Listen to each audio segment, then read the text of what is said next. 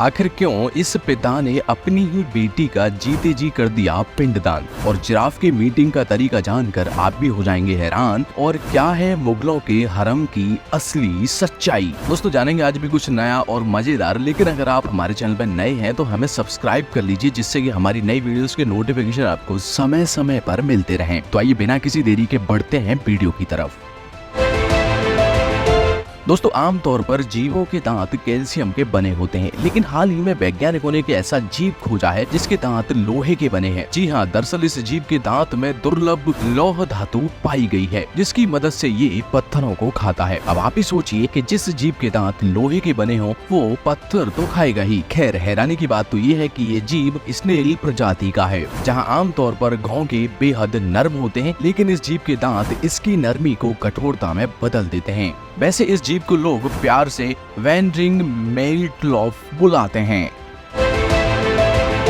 बाबर, हुमायूं, अकबर और जहांगीर जैसे मुगल शासकों ने हमारे देश में कई सालों तक राज किया। मुगल शासकों ने भारत में सांस्कृतिक विकास का भी प्रसार किया, लेकिन मुगल काल की कई ऐसी बातें हैं जिससे जानने की उत्सुकता भरी रहती है। और उसमें से एक है हरम, जो मुगल बादशाहों की पसंदीदा महिलाओं के रहने का स्थान होता था। इस हरम की खास बात ये थी कि यहाँ बादशाह के अलावा किसी अन्य पुरुष को एंट्री नहीं थी। दारा सिकोह के मित्र मनुची ने खुद अपनी किताब में हरम का जिक्र करते हुए लिखा है कि हरम की महिलाओं को अपने पति के सिवा किसी और को देखने तक की इजाजत नहीं होती थी।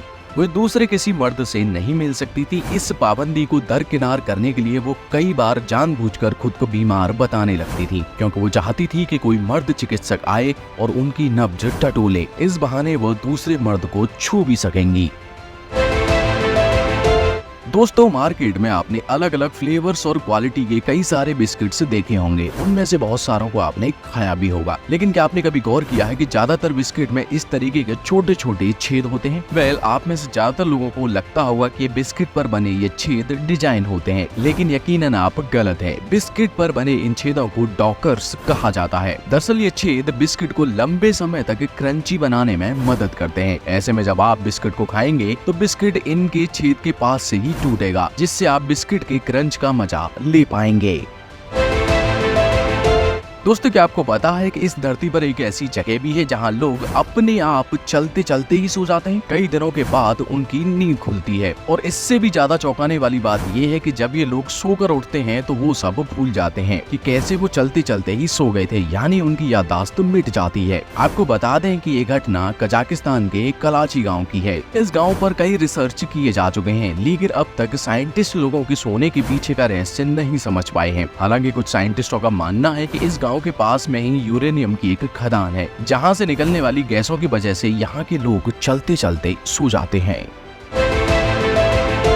जिराफ को थल पर रहने वाले जीवों में सबसे ऊंचा प्राणी होने का दर्जा हासिल है। कुछ जिराफ ऐसे भी पाए जाते हैं जिनकी गर्दन 6 फुट लंबी है। जिराफों को कुछ दिनों में सिर्फ एक बार पानी पीने की जरूरत पड़ती है, क्योंकि उनकी पानी की ज्यादातर जरूरत उनके भोजन से पूरी हो जाती है। वैसे जानवर की सेक्स लाइफ बहुत ही अजीबोगरीब होती है। ये जानवर अक्सर मैटिंग के दौरान पहले मादा जिराफ के मूत्र को चखते हैं। जी हाँ, जिराफ के बारे में चौंकाने वाला ये तथ्य गहन रिसर्च का ही परिणाम है। मूत्र का जिराफ की सेक्स लाइफ से सीधा संबंध है। दरअसल नर जिराफ मादा जिराफ के मूत्र को चखकर ये तय करता है कि वो उसके साथ संभोग करने लायक है या नहीं।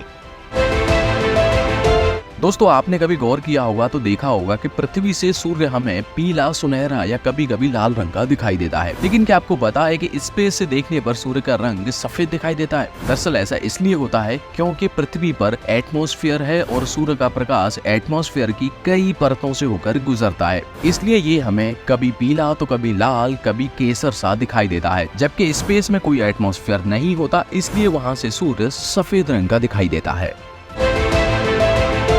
दोस्तों जहां हमारे देश में एक साल में 12 महीने होते हैं, वहीं अफ्रीका के साउथ इथोपिया नाम का एक देश है जहां एक साल में 13 महीने होते हैं। यहाँ सप्ताह में 5 दिन होते हैं, वो इसलिए क्योंकि यहाँ एक अलग तरह के कैलेंडर का इस्तेमाल किया जाता है। इस देश का कैलेंडर दुनिया से 7 साल 3 महीने पीछे चलता है, जिससे नया साल यहाँ 1 जनवरी की जगह 11 सितंबर को मनाया जाता है। सबसे बड़ी बात तो ये है कि यहाँ की जनता इस सिस्टम को सदियों से फॉलो करते आ रही है। वैसे आपको बता दें कि इथोपिया के लोग जूलियस सीजर का बनाया कैलेंडर यूज करते हैं। दरअसल जब पूरी दुनिया ने ग्रेगोरियन कैलेंडर को आधार मानकर अपने यहाँ कैलेंडर बनाए और उसे स्वीकार किया, तब इथोपिया ने इस कैलेंडर को मानने से इनकार कर दिया और वो जूलियस सीजर द्वारा बनाए गए जूलियन कैलेंडर को मानने लगा।